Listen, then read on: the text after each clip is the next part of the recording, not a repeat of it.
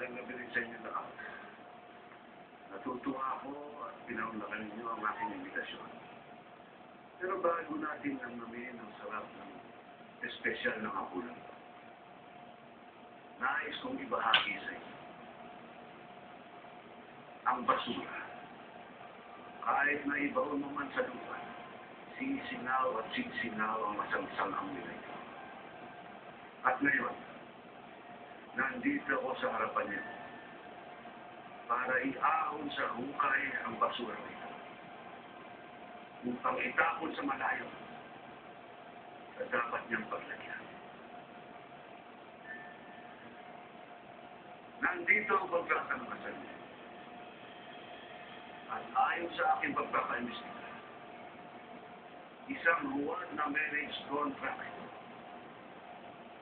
Peke ang kasal ninyong dalawa.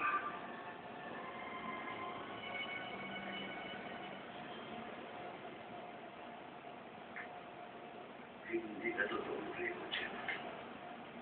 At kahit kailan, hindi ka magiging isang primo.